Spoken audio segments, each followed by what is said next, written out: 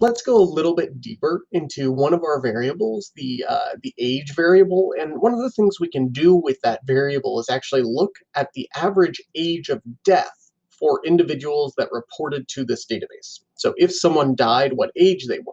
Now, obviously, we can only do that for either people that are measured in years or days at the same time. So what we're going to do is build a selection that actually looks at both the outcome of death as well as the age units. So this should be very similar to what we did earlier, where we're going to do a two-part selection.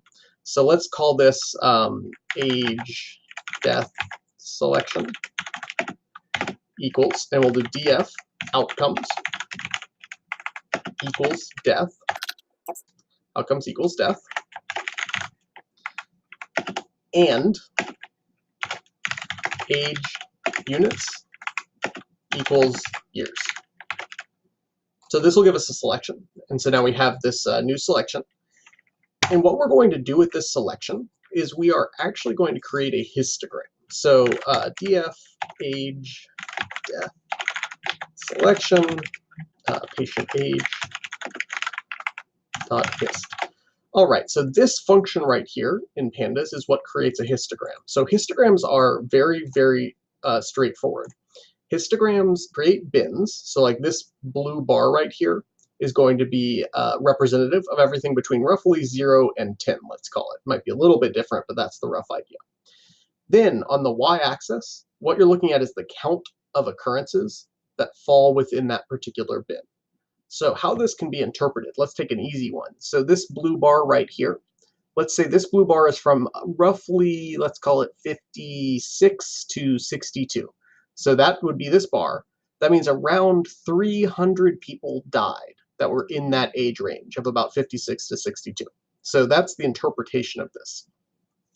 Histograms are used for a wide range of different tests. They are really kind of one of the best ways to describe a single variable, but frequently we need quicker things, right? So let's say that I am a doctor and I want to kind of get a better idea of when individuals are most at risk for dying to some sort of food-related issue. I could look at this. I could actually look at this histogram, but it's hard to communicate information using thousands of histograms when you might have a lot of different questions. So what's much, much, much more common is for individuals to get, the mean or the mode. So, for example, a doctor might be told individuals around the age 60 on average are at the highest level of risk. That is would be a reasonable sentence to say based on this data. So, we can obviously grab that if we want to out of pandas, right? We could calculate the mean of this. So I'm going to just copy this, paste this, and I'll go ahead and just type in mean. And there we go. So, right, the mean is just about 60, 59.3, or the mode, whatever our preference is. And there we go. So 60 looks like our most common occurrence of the mode. So these are, and you can see that right here, right? 60 would be the highest. So these are the ways that you can go in and kind of calculate those types of data points. Now, we want to make sure as data scientists that we are not misrepresenting a distribution when we give someone a mean. So in this particular case, if I gave someone a mean, right? If I go in and I write my report and my report says on average, individuals with an average age of 59 tend to be the most at risk. That is a reasonable representation of this distribution. As you get older than 59, your risk decreases. If you are younger than 59, your risk decreases a lot. The mean is obviously not a perfect representation because you're at much higher risk as you get older. That's clearly true from this chart. But as you go to the left, it's kind of a massive drop-off. And so the mean doesn't tell you that. All the mean tells you is that this is the most common age. So again, mean's not perfect. It doesn't give you all the information, but it's at least a reasonable starting point. Now, let's do something else. Remember, we dropped out the newborns, right? Everyone that wasn't at least 1 year old is not in this data frame. So let's do something a little bit different, and let's just look at all of the newborns in our database. So we'll do a newborn selection. Data frame of age units,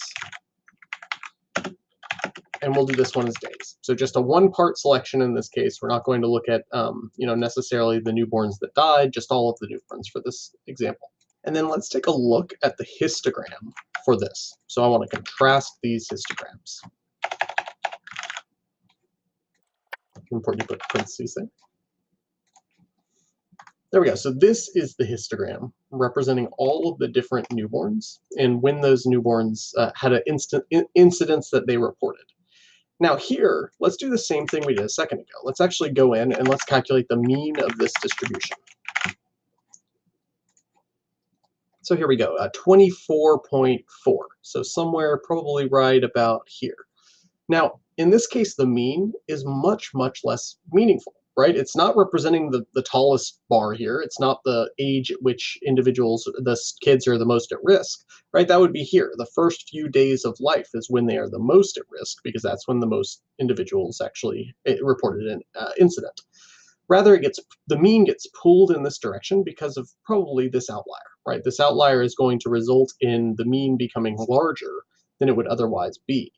And so this is just a quick example of when a mean might not be the best way to communicate information, and this can have a lot of kind of other modeling and statistical ramifications as well. Let's take another example here. So let's look at, remember Kratom was the most deadly product we had in our database when we were looking. So let's do a Kratom selection, and I'm going to select based on product this time. And let's go ahead and just look at the mean here. So the Kratom selection. So data frame, Kratom selection, mean. Patient age. Make sure that we're getting this right.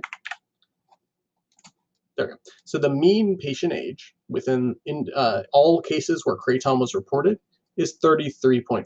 So a little bit younger. So we could make the statement, right? If all the data we had was this mean, we could make the statement, okay, individuals that are around 33 tend to be the most at risk for having a negative reaction to Kratom. That seems like a reasonable thing to do. Let's take a look at the histogram.